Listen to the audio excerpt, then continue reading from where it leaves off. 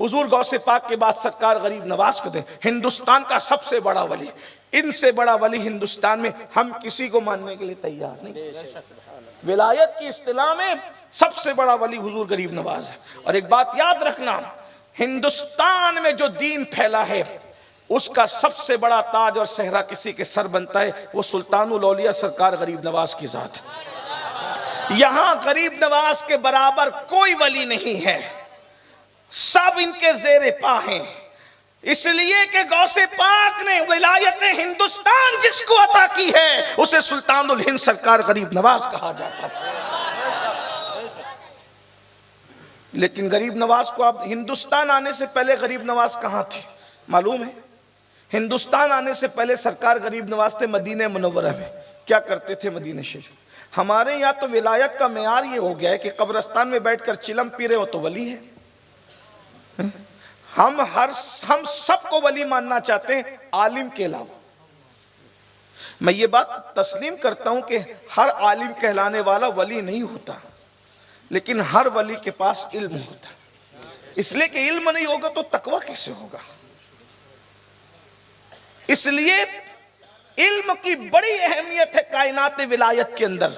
سلطان الہند سرکار غریب نواز رضی اللہ تبارک و تعالی عنہ ہندوستان آنے سے پہلے مدینہ منورہ میں تھے، اور مدینہ منورہ میں کیا کر رہے تھے؟ مسجد نبوی کے اندر جو علم کی مسند سجائی جاتی تھی، اس وقت سب سے بڑے محدث کو دنیا خواجہ معین الدین چشتی رضی اللہ تعالیٰ عنہ کے نام سے جانتی تھی۔ یہ کوئی میں اپنی مرضی سے نہیں کہہ رہا ہوں، آپ غریب نواز کی مستند سیرت اٹھا کر کے دیکھیں، آپ کو مسند حدیث سے اٹھا کر مصطفیٰ جان رحمت نے ہندوستان کی سرزمین پر بھیجا ہے۔ تو ولیوں کے پاس علم ہے۔ پھر اس کے بعد اور آگے دیکھ لیں، قطب الاقطاب سیدنا قطب الدین بختیار کاکی رضی اللہ تعالیٰ عنہ۔ ابھی آپ حضرت قاضی حمید الدین ناگوری رحمت اللہ علیہ کا ذکر سن رہے تھے، لوگوں نے کہا اور ویسے اس زمین کو خاص نسبت ہے، یہ خاص نسبت ناگور شریف کو نسبت ہے صوفی حمید الدین ناگوری رحمت اللہ علیہ، رحل شریف کو نسبت ہے حضرت قاضی حمید الدین، یہاں ان کی اولاد ہیں۔ پہلی بات تو ایک بات بتاؤں، ابھی ہندوستان میں آج کل قاضی سرنیم ہوا ہے آج کل، لیکن یہ قاضی کوئی سرنیم نہیں ہے۔ قاضی کس کو کہتے ہیں؟ جو بندہ جج ہوتا تھا اس کو قاضی کہتے تھے، اور قاضی القضات اس کو کہتے ہیں جو چیف جسٹس ہوتا تھا اس کو قاضی القضات کہتے تھے۔ ٹھیک ہے، اس لیے کہ اسلامی حکومتوں میں فیصلہ قاضی کرتا تھا، قاضی مطلب فیصلہ کرنے والا، جج۔ حضرت قاضی حمید الدین ناگوری کو قاضی کیوں کہا گیا؟ اور پھر یہ فیصلے کے منصب پر، قاضی کے منصب پر، جج کے منصب پر ظاہر سی بات ہے علم والوں کو بٹھایا جاتا تھا، ہے نا۔ قاضی امام ابو یوسف امام اعظم کے شاگرد ہیں، ان کو قاضی بنایا گیا۔ تو یہ یعنی کہ جو بہت علم والے ہوتے تھے اپنے زمانے کے، ان کو قاضی بنایا جاتا تھا۔ تو قاضی حمید الدین کے ماننے والوں یا ان کی اولادوں ذرا اندازہ تو کریں، جو دور قطب الدین بختیار کاکی جیسے لوگوں کا تھا، جو دن نجم الدین کبرا جیسے لوگوں کا تھا، جو زمانہ سرکار غریب نواز جیسے لوگوں کا تھا، اس زمانے میں جس کو قاضی کہا گیا ہے وہ حضرت حمید الدین ناگوری رضی اللہ تعالیٰ کی ذات ہے۔ ان کے پاس کتنا علم ہوگا، بلکہ آپ کو بتاؤں اللہ اکبر، جب بہت مستند روایت ہمارے بزرگوں نے بیان فرمائی ہے، لکھی بھی ہے صوفیہ نے، کہ جس وقت حضرت قطب الدین قطب الاقطاب بختیار کاکی رضی اللہ تعالیٰ کی بسم اللہ خانی کا وقت تھا، اس محفل کے اندر سلطان الہند سرکار غریب نواز موجود تھے۔ آپ نے سوچا کہ بسم اللہ کا آغاز کریں، بسم اللہ خانی کریں، اس لیے کہ ہمارے یہاں بسم اللہ خانی کی بھی ایک رسم صدیوں سے چلی آ رہی ہے۔ جب بچے کی عمر 4 سال ہوتی ہے تو باضابطہ طور پر تعلیم کا آغاز کیا جاتا ہے، اس کو بزرگان دین بسم اللہ پڑھاتے ہیں اور تعلیم کی شروعات کرتے ہیں۔ سرکار غریب نواز نے سوچا بختیار کاکی کو قطب الدین کو جو ہے وہ شروعات کرائیں بسم اللہ کر کے، تو جیسے ہی آگے بڑھنے لگے غیب سے آواز آئی معین الدین رکو، اس کام کے لیے جس کا انتخاب کیا گیا اس کو قاضی حمید الدین ناگوری کہتے ہیں۔ دیکھیں منصب اور مقام کی بلندی اپنی جگہ ہے، لیکن کاموں کا انتخاب بہرحال قدرت کی طرف سے ہوتا ہے۔ فرمایا کہ ابھی قاضی حمید الدین آتا ہے، توقف کرو، رکو، اور پھر اس کے بعد حضرت قاضی حمید الدین ناگوری، جو یہ رسول اللہ کا جبہ شریف آپ کے شہر میں ہے، میں تو کہتا ہوں کہ ناگور والو، رحل شریف والو، کس قدر تم نصیبے والے ہو، کیسے مقدر کے سکندر ہو، اللہ اکبر، کہ تمہارے شہر میں اتنی بڑی نعمت موجود ہے کہ مصطفیٰ جان رحمت نے جس جبے کو اپنے بدن سے اللہ اکبر مس فرمایا، جس جبے نے بار بار وجود نازنین کے بوسے لیے ہیں، وہ تمہاری سرزمین پر موجود ہے۔ آپ تو ذرا، مجھے حیرت ہوتی ہے، ارے تابوت سکینہ سامنے رکھ کے دعا کی جائے تو اللہ دعا رد نہیں کرتا، لباس مصطفیٰ سامنے رکھ کے دعا کی جائے تو دعا رد کیسے ہو سکتی ہے؟ تابوت سکینہ سے بڑی چیز تمہارے پاس موجود ہے۔ علماء کرام کی دعا لینا چاہتا ہوں، غلطی کروں گا تو اصلاح کریں گے ورنہ تائید کریں گے۔ تابوت سکینہ سے بڑی نعمت تمہارے پاس موجود ہے ناگور والو، کہ اللہ نے تمہارے پاس پیرہن مصطفیٰ عطا فرمایا۔ تابوت سکینہ کیا ہے؟ باقیات موسیٰ و ہارون کو تابوت سکینہ کہتے ہیں۔ نالین حضرت موسیٰ جس میں موجود تھی اس کو تابوت سکینہ کہتے ہیں۔ من و سلوہ جس میں موجود تھا اسے تابوت سکینہ کہتے ہیں۔ شمشاد کی لکڑی کا جو صندوق تھا اس کو تابوت سکینہ کہتے ہیں۔ یعنی انبیاء کے تبرکات تھے، اس کو تابوت سکینہ کہتے ہیں۔ اور پیرہن مصطفیٰ تمہارے پاس موجود ہے۔ کہاں تبرکات موسیٰ و ہارون اور کہاں تبرکات مصطفیٰ جانے رہے۔ غور تو فرمائے کتنا نصیب ہے۔ لیکن مجھے اس پر بھی شکایت ہوگی کہ آپ میں کہ بہت سے ہیں، مہینوں ہو جاتے ہوں گے، برسوں ہو جاتے ہوں گے، کبھی پیرہن کی زیارت کے لیے نہیں جاتے۔ لوگ کہتے ہیں کہ گھر کی مرغی دال برابر کی، لوگ ملانے کے لیے سمجھا لے کہہ رہا ہوں کہ لوگ مقامی سطح کی چیز کو اہمیت نہیں، لیکن یاد رکھنا اگر گھر کے پیر کو اہمیت نہیں دو گے تو تم جانو، تمہارا کام جانو، لیکن یہاں پیر اور عالم والا معاملہ نہیں، یہاں تو مصطفیٰ جان رحمت کے۔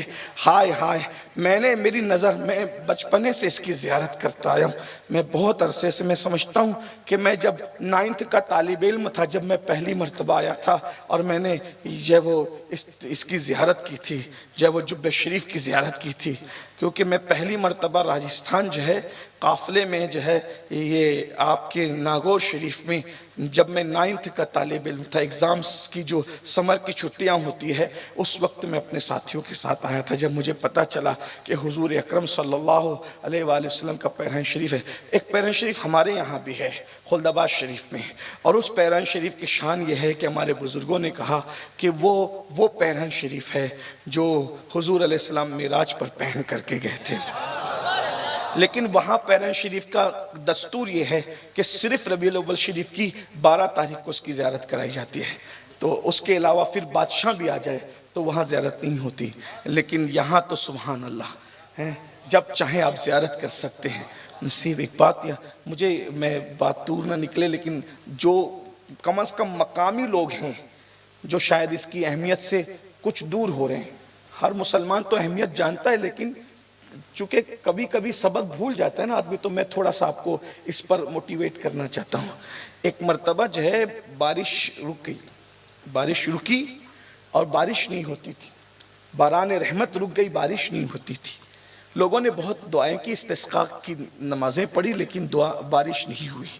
ایسے میں ایک ملنگ ہی کہہ لیں، دیوانہ، یعنی وہ آج کل والے ملنگ نہیں، کبھی کبھی اصطلاحات کا بھی لوگ مس یوز کرتے ہیں، وہ دیوانہ مطلب دیوانہ ٹائپ آدمی، وہ جا رہا تھا اور جاتے جاتے اس نے کہا آسمان کی طرف دیکھتے، اللہ تیری جو امانت میری آنکھوں میں ہے اس کا واسطہ باران رحمت کا نزول فرما۔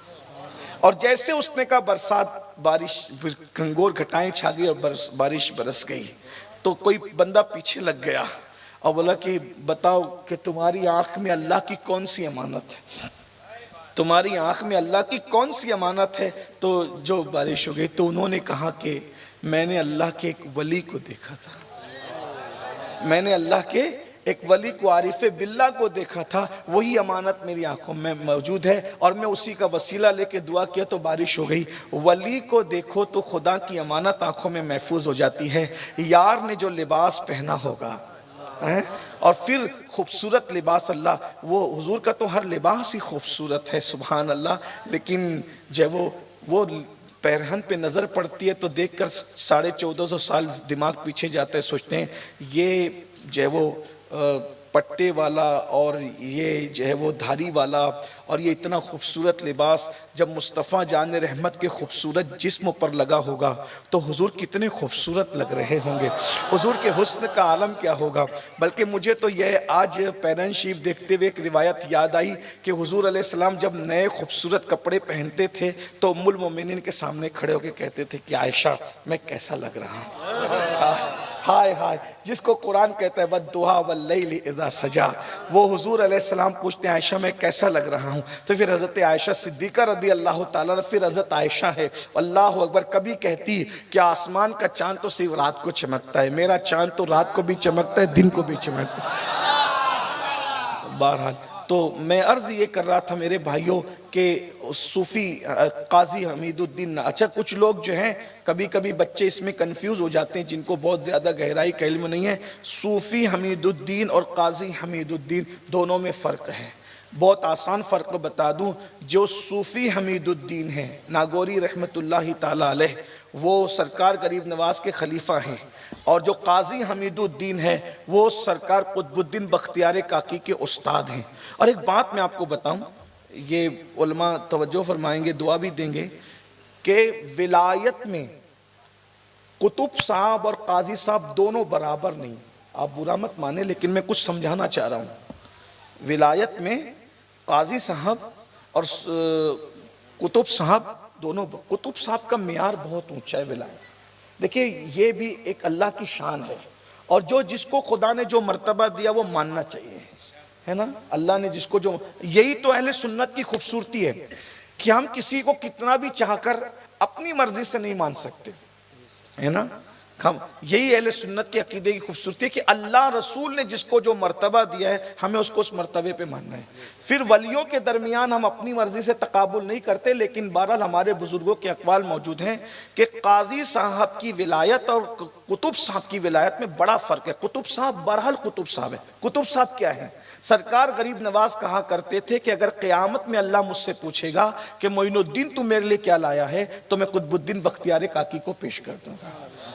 لیکن آپ غور فرمائیں، قطب صاحب رحمت اللہ تعالی علیہ بابا قطب الدین بختیار کاکی کے علم کا جو ولایت کا عالم یہ ہے، اس کے باوجود بھی ولایت کا اتنا بڑا سمندر نیچے سو رہا ہے اور استاد کا مزار اوپر رکھا گیا ہے۔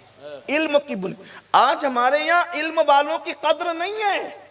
قطب صاحب کے مزار پہ حاضری دینے والوں جاؤ اور جا کر کے دیکھو کہ استاد، حالانکہ استاد ہونے کے بعد میں قطب صاحب کی ولایت کی یہ برکت ہے کہ قطب الدین بختیار کاکی نے اپنے استاد کو خلافت عطا فرمائی اور اپنے استاد کو خلافت دی۔ آپ مستند جو وہ اگر قطب صاحب کی تحریریں یا ان کی سیرت پڑھیں اور قاضی صاحب کی بھی زندگی اگر آپ کو پتا ہوگی، قاضی حمید الدین ناگوری بعد میں قطب الدین بختیار کاکی کے خلیفہ ہوئے ہیں، آپ کے خلفاء میں ہیں۔ اب بتاؤ، خلیفہ کی حیثیت مریدوں جیسی ہوتی ہے، لیکن اللہ اکبر، خلیفہ بہرحال کہیں نہ کہیں جو ہے اپنے مرشد کو مرشد اجازت مانتا ہے اور کہتا ہے، اور اس کی حیثیت جو ہے وہ مریدوں جیسی ہوتی ہے، مگر اس کے باوجود بھی قطب الدین بختیار کاکی کا مزار آپ کو نیچے نظر آئے گا، قاضی حمید الدین ناگوری کا مزار آپ کو اوپر نظر آئے گا۔ اور ہمارے بزرگوں کا یہ تصور تمہیں بتا رہا ہے کہ آج بھی اللہ والوں کے یہاں کرامت سے زیادہ علم پر جو ہے وہ اہمیت دی جاتی ہے۔ صاحب کرامت جو صاحب علم بھی ہے نیچے سو رہا ہے، اور صاحب علم صاحب کرامت سے کرامت میں کم ہے لیکن اس کے باوجود بھی اوپر سو رہا ہے۔ کیا اب بھی مسلمانوں کو علم کی اہمیت کا اندازہ نہیں ہوگا؟ بتائیے مسلمانوں، بتائیے۔ تو میں عرض کر رہا تھا کہ وہ واقعہ بڑا مشہور ہوا، کیا کہ حضرت غریب نواز نے سوچا بسم اللہ شروع کرے گا، رکو قاضی حمید الدین آتے، اور جب آپ آئے تو پھر وہ بہت مشہور واقعہ ہے کہ آپ نے بسم اللہ پڑھایا تو قطب الدین بختیار کاکی نے اعوذ باللہ سے شروع کیا اور قرآن کے کئی پارے سنا دیے، سبحان اللہ، کئی پارے سنا دیے۔ یہ حضور غوث پاک کے لیے بھی ہے اور قطب الدین بختیار کاکی کے لیے۔ پھر اس کے بعد تیسری ہستی کو دیکھیں، ہمارے مرشد سرکار مخدوم اشرف جہانگیر سمنانی رضی اللہ تعالیٰ، 9 سال کی عمر میں 7 قرأتوں پر حافظ بنے، 14 سال کی عمر میں عالم دین بنے، اور اس وقت کے تمام مروجہ علوم جو ہے سرکار مخدوم اشرف جہانگیر سمنانی نے حاصل کیے۔ اور اسی درمیان طلب علم کے درمیان حضرت خضر علیہ السلام سے ملاقات ہوئی اور آپ نے جو وہ آپ کو اوراد وظائف سکھائے، اور وہ بہت تفصیل ہے۔ پھر اس کے بعد حضرت محبوب الہی جب بابا فرید سے مرید ہونے کے لیے گئے تو بابا فرید نے فرمایا کہ کیا پڑھتے ہو؟ تو محبوب الہی نے عرض کیا حضور میں قدوری پڑھتا ہوں، ابھی محبوب الہی کی سیرت میں میں قدوری پڑھتا ہوں، لیکن اب میں سوچتا ہوں کہ میں سب کچھ چھوڑ کر کے جو وہ آپ کے ساتھ رہوں۔ فرمایا نہیں، پہلے تعلیم مکمل کرو، اور آپ نے تعلیم مکمل فرمائی۔ اور یہ جتنے دیکھ رہے ہیں، خواجہ عثمانی ہرونی اپنے زمانے میں شیخ الاسلام کہلائے، غریب نواز اپنے دور میں شیخ الاسلام کہلائے، قطب الدین بختیار کاکی اپنے زمانے میں شیخ الاسلام کہلائے، حضرت محبوب الہی اپنے زمانے میں شیخ الاسلام کہلائے۔ یعنی یہ شیوخ الاسلام اتنے بڑے بڑے لوگ ہیں، علم کے آفتاب و مہتاب کے، ولایت کے تاجدار ہونے کے باوجود یہ علم کی اتنی بلندی پہ فائز تھے کہ لوگوں نے ان کو شیخ الاسلام کا لقب دیا، شیخ الاسلام مانا۔ تو یہ ہمارے بزرگوں کا ایک طریقہ ہے۔ حضرت محبوب الہی کے خلیفہ ہیں حضرت امیر خرد، امیر خرد جو سیر الاولیاء کے مصنف ہیں، حضرت امیر خرد وہ مصنف ہیں سیر کے۔ ان کی خلافت کے لیے محبوب الہی سے گزارش کی گئی کہ حضرت آپ ان کو خلافت دے دیں۔ محبوب الہی کو کہا گیا حضرت آپ کے بڑے چہیتے مرید ان کو خلافت دے دے۔ تو محبوب الہی نے کیا فرمایا پتہ ہے کہ میں غیر عالم کو خلافت نہیں دیتا، اگر اس کو خلافت لینا ہے تو اس کو کہو کہ پہلے علم حاصل کرے۔ ہو سکتا ہے میری یہ گفتگو آپ کو تکلیف پہنچا رہی ہوگی، لیکن آپ نے جو فیضان اولیاء اور علم کی اہمیت جو ساتھ ساتھ رکھا ہے نا، تو اس سے آپ کو اندازہ ہونا چاہیے کہ جتنے آپ کے یہ گنبدوں کے اندر سونے والے اولیاء ہیں، ان میں کوئی بھی غیر عالم نہیں ہے، یہ سب اپنے اپنے زمانے کے بڑے بڑے علماء ہیں۔ پھر خود حضرت موسیٰ علیہ السلام کو دیکھ لیں، جب حضرت موسیٰ علیہ السلام کو علم کی طلب ہوئی تو اللہ تبارک و تعالیٰ نے حضرت خضر علیہ السلام کا پتہ بتایا، اور حضرت موسیٰ علیہ السلام چلتے ہوئے حضرت خضر سے ملاقات کے لیے گئے۔ ایک وہ طویل داستان ہے، میں اس کو اختصار کے ساتھ عرض کرتا ہوں اور اس کے بعد اپنی بات اینڈ پہ پوری کر دیتا ہوں۔ ٹائم تو ہوا ہے 11:15 بجے آپ نے مائک دیا اور اب 12 بجنے میں 7 منٹ باقی ہے۔ میں نے کہا تھا کہ سردی کا موسم کا خیال کرتے ہوئے میں بات کو سمیٹوں گا، تو مجھے آپ 10 منٹ کا ٹائم اور دے دیں، میں اپنی بات پوری کر لوں گا۔ جب حضرت سیدنا موسیٰ علیہ السلام نے علم کو طلب کیا، اصل میں وہ واقعہ اس کا یہ ہے کہ ایک دن حضرت موسیٰ علیہ السلام سے کسی نے پوچھا کہ سب سے بڑا عالم دنیا میں کون ہے؟ توجہ ہے آپ کی، بہت اچھے سے سن رہے ہیں، سردی کے باوجود آپ بہت توجہ سے سن رہے ہیں، اس لیے میرا دل بھی چاہ رہا ہے کہ کچھ سناؤں۔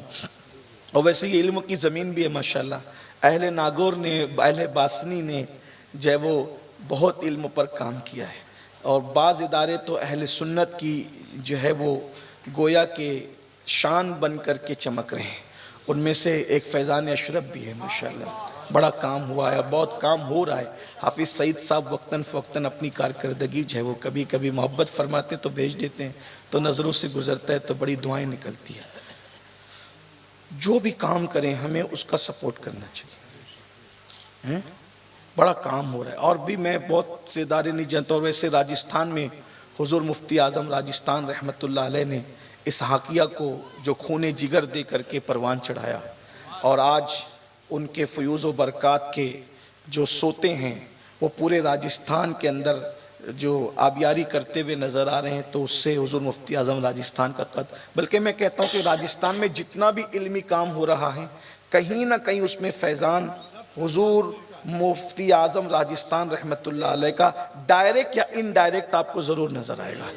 اور حضور مفتی اعظم راجستھان رحمۃ اللہ علیہ اس میں بامسمہ تھے، ہاں وہ شفیق نہیں تھے بلکہ اشفاق تھے، شفیق اور اشفاق میں فرق ہوتا ہے. شفیق شفقت کرتا ہے، اشفاق بہت زیادہ شفقت کرتا ہے، بچوں کی اوقات سے بڑھ کر کے شفقت کرتا ہے. بالکل ایسے ہی بلکہ بزرگ مفتی اعظم راجستھان رحمۃ اللہ علیہ کا ایک خاص وصف تھا جو سنت آج ہم سے ترک ہو گئی، وہ مفتی اعظم راجستھان نے ہمیشہ زندہ رکھا. وہ یہ کہ اللہ کے رسول کے بارے میں جب کسی سے پوچھا جاتا کہ رسول اللہ سب سے زیادہ پیار کس سے کیا کرتے تھے تو ہر صحابی کہتا کہ رسول اللہ سب سے زیادہ پیار مجھ سے کیا کرتے تھے. حضور مفتی اعظم راجستھان کے اندر یہ سنت موجود تھی، وہ سب کو اتنا پیار دیتے تھے کہ کسی بھی عالم سے پوچھو کہیں بھی راجستھان میں جا کے کہ مفتی اعظم راجستھان سب سے زیادہ کس کو چاہتے تھے، وہ کہے گا مجھے. کسی استاد سے پوچھو تو وہ کہے گا مجھے، کسی طالب علم سے پوچھو تو کہے گا مجھے، کسی مرید سے کہو تو پوچھے گا مجھے، کوئی خلیفہ سے پوچھو تو کہے گا مجھے، کسی تنظیم کے ذمہ دار سے کہے گا تو وہ کہے گا مجھے. وہ اتنا پیار کرتے تھے. اللہ تعالیٰ ان کی مزار پر رحمت و نور کی برسات فرمائے. الحمدللہ رب خوف علیہم ولا هم يحزنون الذین آمنوا وکانوا یتقون لهم البشرى فی الحیاة الدنیا وفی الآخرہ لا تبدیل لکلمات اللہ ذالک هو الفوز العظیم. صدق اللہ العظیم. غوث اعظم بمنے بے سرو ساما مددے قبلہ دین مددے کعبہ ایمان مددے انتظار کرم تست من عینی را اے خدا جویو خدا بینو خدا دا مددے بگرداب بلا افتادہ کشتی ضعیفانو شکستہ رات و پشتی بحق کے خواجہ عثمان ہارون مدد کن مدد کن مدد کن یا معین الدین چشتی. ممبر پر رونق افروز ہمارے کرم فرما بزرگ حضرت علامہ حافظ اللہ بخش صاحب، معمار قوم و ملت حضرت علامہ حافظ سعید احمد صاحب اشرفی، سربراہ اعلیٰ دارالعلوم فیضان اشرف، وہ جمیع وہی ہے اول وہی ہے آخر وہی ہے ظاہر وہی ہے باطن، اسی کے جلوے اسی سے ملنے اسی سے اس کی طرف گئے تھے. تبارک اللہ شان تیری تجھی کو زیبا ہے بے نیازی، کہیں تو ہو جوش لن ترانی کہیں تقاضے وصال کے تھے. کمان امکا کے جھوٹے نکتوں تم اول آخر کے پھیر میں ہو، محیط کی چال سے تو پوچھو کدھر سے آئے کدھر گئے تھے. تھکے تھے روح الامی کے بازو کہاں وہ دامن کہاں وہ پہلو، رکاب چھوٹی امید ٹوٹی نگاہ حسرت کے ولولے تھے. آج کی یہ محفل بچوں کے قرآن مقدس حفظ کی خوشی میں سالانہ اجلاس کے طور پر دارالعلوم کا جلسہ انعقاد پذیر ہے. اس کا عنوان آپ نے اعلانات اور اشتہارات کے ذریعے سے پڑھا ہے، فیضان اولیاء کرام اور تعلیم کی اہمیت. سب سے پہلے جو بچے حافظ قرآن ہوئے ان کو جنہوں نے قرآن حافظ بنایا، حافظ قرآن بنایا، ان کے تمام اساتذہ منتظمین ماسٹر ساجد صاحب اور ان کی پوری ٹیم کو مبارکباد پیش کی جاتی ہے اور دعا کی جاتی ہے کہ اللہ تبارک و تعالی جب تک چاند سورج نکلتے ڈوبتے رہیں اس ادارے کا فیضان جاری و ساری رکھیں، ان بچوں کے سینے میں قرآن محفوظ رکھیں. وقت کافی ہوا ہے، زیادہ ہوا ہے اور میں بہت دیر آپ کے سامنے کوئی بات دیر تک نہیں کروں گا. موسم بھی سردی کا ہے اس لیے میں اپنی بات کو جلدی سے سمیٹنے کی کوشش کروں گا. کتنا خوبصورت یہ عنوان ہے، فیضان اولیاء اور تعلیم کی اہمیت. یہ دونوں لازم و ملزوم ہے، اس لیے کہ قرآن مقدس نے جو پہچان ولی کی بتائی ہے وہی پہچان عالم کی بتائی ہے.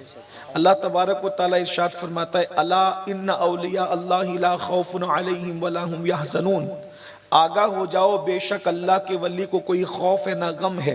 تو ولی کون ہے؟ الذین آمنوا وکانوا یتقون، کہ جو ولی وہ ہوگا جو مومن ہوگا اور اللہ سے ڈرنے والا ہوگا. اور جب عالم کی پہچان بتائی تو فرمایا انما یخشی اللہ من عبادہ العلماء، کہ اللہ کے بندوں میں اللہ سے ڈرنے والے جو لوگ ہیں وہ اہل علم ہیں۔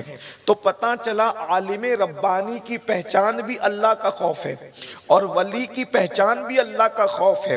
تو جب ہم یہ دونوں آیتوں کو ملا کر دیکھتے ہیں تو پتہ چلتا ہے جو عالم ربانی ہے وہی اللہ کا ولی ہے، اور جو اللہ کا ولی ہے وہ عالم ربانی ہے۔ اسی لیے اس سے روشنی لے کر بعض بزرگوں نے فرمایا کہ بغیر علم کے کسی کو ولایت نصیب نہیں ہوتی، پہلے علم ملتا ہے اس کے بعد اللہ ولایت عطا فرماتا ہے۔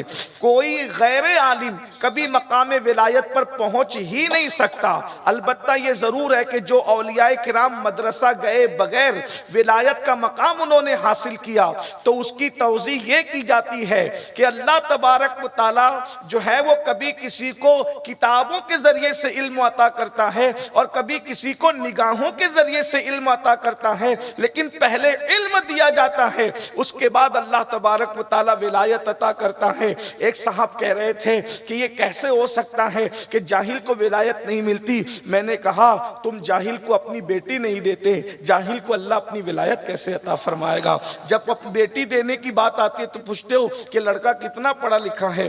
آپ جانتے ہیں اس لیے کہ جو ان پڑھ ہوگا وہ اہمیت نہیں جانتا۔ اگر آپ دیکھیں ولیوں کی جتنی بھی فہرست ہے، چلیں اگر ہم حضور غوث پاک سے آغاز کریں، سرکار غوث العظم دستگیر پیران پیر پیدا ہوئے مادر زاد ولی تھے، یعنی ماں کے شکم سے ولی تھے۔ ہم اہل سنت و جماعت کا نظریہ تو یہ ہے کہ ماں کے شکم میں بھی ان کی کرامتوں کا ظہور ہوا۔ ان کی امی جان خود کہتی ہے کہ رات کے آدھے حصے کے بعد میں اپنے شکم سے ذکر اللہ کی آواز سنا کرتی تھی، اللہ کے ذکر کی آواز سنا کرتی تھی۔ اہل بدعت اگرچہ اس کو کہانی قصہ کہہ کر نظر انداز کرنے کی کوشش کریں، لیکن ہم اہل سنت کا ایک نظریہ ہے، ایک عقیدہ ہے، اور ہم کسی سے مرعوب ہو کر اپنی روایات سے دستبردار نہیں ہو سکتے۔ آج اگرچہ اہل خرد جو ہیں، اہل بدعت جو ہیں، اپنے انداز میں معاذ اللہ ولیوں کی کرامتوں کا انکار کر سکتے ہیں، لیکن کل سائنس ترقی کرے گی، علم مزید جو ہے وہ عروج کو پہنچے گا، حالات بدلیں گے، حقائق قبول کیے جائیں گے۔ اللہ اکبر۔ تو سرکار غوث اعظم ماں کے شکم سے اللہ اکبر کرامتوں کا ظہور ہو رہا ہے۔ جس دن پیدا ہوئے ہیں اسی دن سے آپ نے روزہ رکھا ہے، ماں کا دودھ شام تک نہیں پیا ہے۔ اللہ اکبر۔ پیدائشی ولی ہونے کے باوجود جب عمر کو پہنچتے ہیں تو علم حاصل کرنے کے لیے گیلان سے بغداد معلیٰ تک کا سفر طے کرتے ہیں اور مصیبت کے ساتھ علم حاصل کرتے ہیں اور اپنی قطبیت کا راز اس شان سے بیان کرتے ہیں، درست العلم حتی صرت قطبہ، کہ میں علم حاصل کرتا رہا یہاں تک کہ اللہ نے مجھے مقام قطبیت عطا فرمایا۔ پتہ چلا سرکار غوث اعظم کی زندگی میں بھی جو ہے آپ کو علم ملے گا، حالانکہ کرامت تو آپ کو پہلے ہی مل چکی تھی، مگر اس کے باوجود بھی ماں کو چھوڑ کر کے علم حاصل کرنے کے لیے جا رہے ہیں، اور پتہ چل رہا ہے کہ یاد رکھنا وہ علم، وہ معرفت اللہ تبارک و تعالیٰ نے آپ کو مولائے کائنات کی اولاد ہونے کی وجہ سے پیدائشی طور پہ ودیعت کیا تھا، لیکن مروجہ علوم کے لیے حضور غوث اعظم اپنی ماں کو چھوڑ کر کے گیلان تشریف لے گئے۔ اور یہ بات بھی آپ کو پتہ ہونا چاہیے، اتنا علم حاصل کیا، ہم تو بریانی کے سوا اور فاتحہ کے سوا غوث پاک کو آگے جو وہ تحقیق کرنے کے لیے تیار ہی نہیں ہے، لیکن جسے غوث اعظم کہتے ہیں، ہزاروں مجددین جس کے قدموں تلے رہیں، اسے شیخ عبد القادر جیلانی کہتے ہیں، اس لیے کہ مجدد بہت ہوئے، لیکن مجدد دین بہت ہوئے، لیکن محی الدین کوئی نہیں ہوا۔ محی الدین کا لقب جس کے سر جچتا ہے، اس کا تاج جس کے سر جچتا ہے، وہ ہستی سرکار غوث اعظم شیخ عبد القادر جیلانی رضی اللہ تعالیٰ کی ہے۔ اتنے بڑے عالم اور مفتی تھے کہ ہمارے امام اہل سنت لکھتے ہیں کہ حضور غوث اعظم مقام اجتہاد تک پہنچے، اللہ نے انہیں مجتہد بنایا، اجتہاد کا مقام حاصل کیا، اور چاروں مسلک پر آپ فتویٰ دیتے تھے، حنفی مسلک پر بھی، شافعی مسلک پر بھی، حنبلی مسلک پر بھی، اللہ اکبر، اور مالکی مسلک پر بھی۔ ایک بہت خوبصورت بات غوث پاک کی یاد آ گئی، آپ کو حیرانگی ہوگی کتنا علم تھا حضور غوث پاک کے پاس۔ غوث حیثیت میں آپ کو اللہ نے کتنا علم عطا کیا تھا لکھا گیا ہے۔ اور یہ بھی یاد رکھنا، علم ہو تو بڑی سے بڑی مشکل آسان ہو جاتی ہے، اور علم نہ ہو تو آسانیاں بھی مشکل نظر آتی ہیں۔ سرکار غوث اعظم کے دور میں ایک شخص نے قسم اٹھا لی کہ میں ایسی عبادت کروں گا کہ اگر میں ایسی عبادت کروں گا کہ اس وقت تو پوری دنیا میں روئے زمین پر میری وہ عبادت جو میں کر رہا ہوں اس وقت اس عبادت میں کوئی میرے ساتھ شریک نہ ہو، یعنی اکیلا وہ عبادت میں ہی کر رہا ہوں، میرے سوا وہ عبادت کوئی نہ کرے۔ اور اگر ایسا نہ کر سکے تو پھر وہ اس نے اس کی بیوی کے لیے طلاق کے جملے کہہ دیے۔ اب ایک بات ہے، اگر وہ درود پڑھتا ہے تو کیا گارنٹی ہے کہ پوری زمین پہ کوئی درود نہ پڑھ رہا ہو؟ اب وہ اذان پڑھ رہا ہے، کیا ضروری ہے کہ کوئی اس وقت روئے زمین پہ کوئی اذان نہ پڑھ رہا ہو؟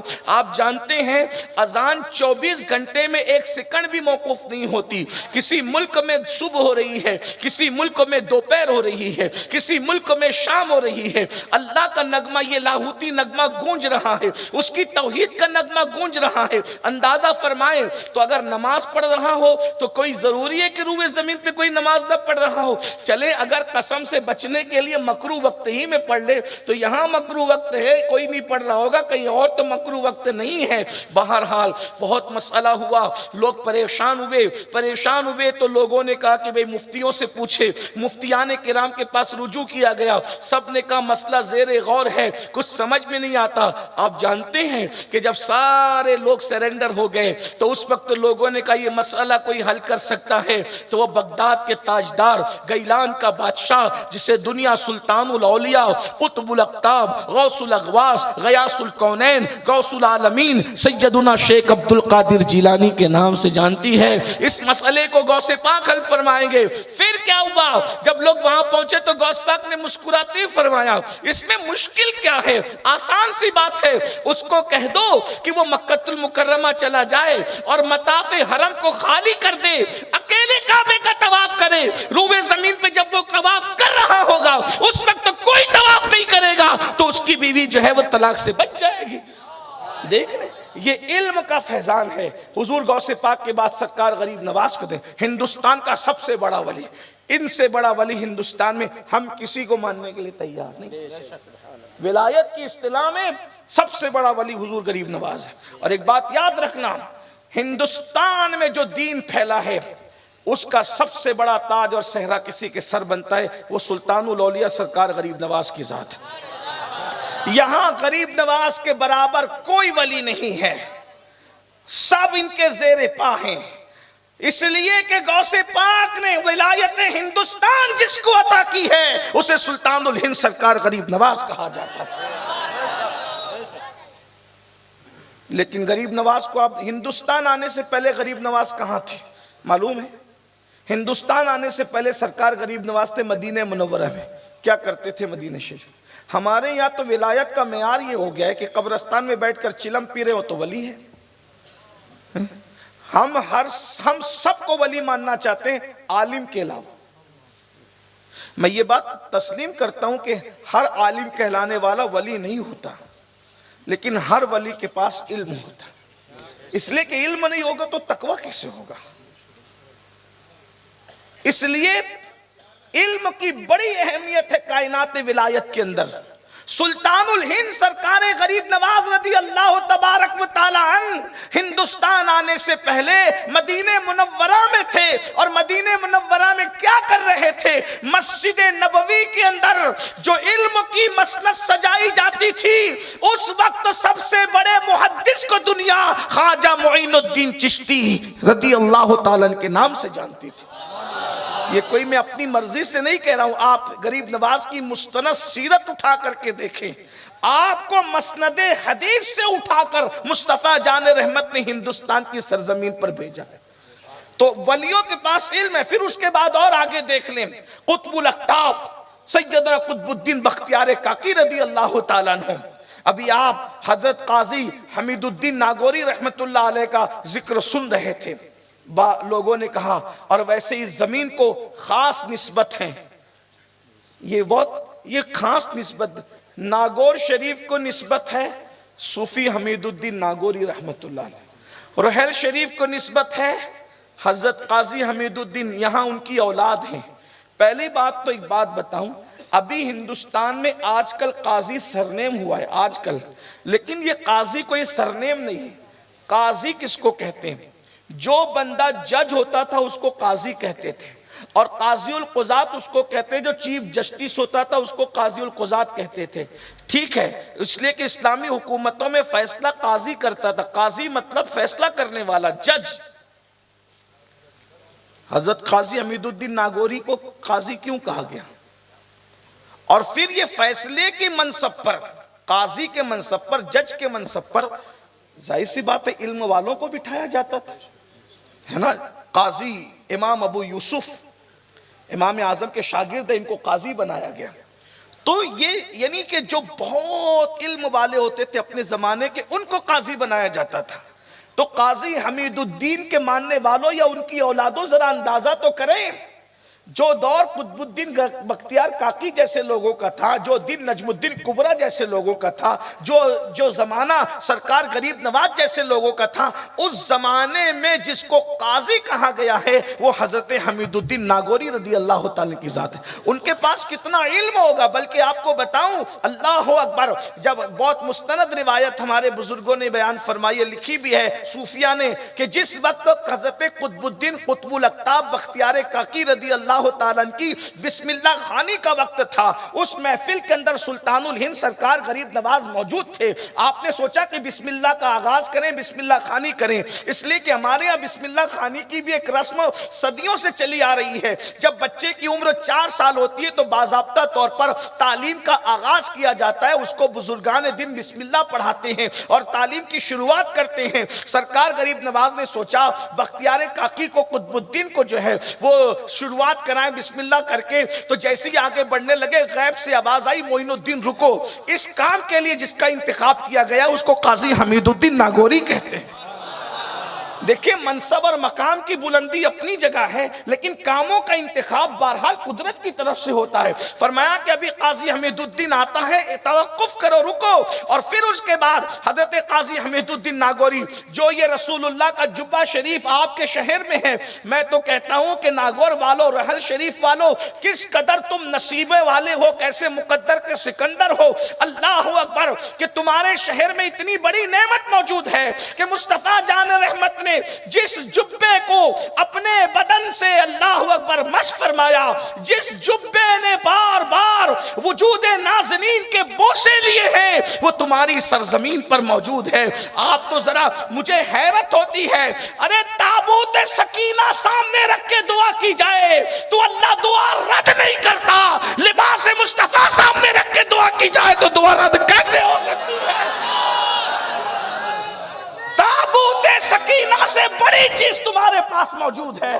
علماء کرام کی دعا لینا چاہتا ہوں، غلطی کروں گا تو اصلاح کریں گے ورنہ تائید کریں گے.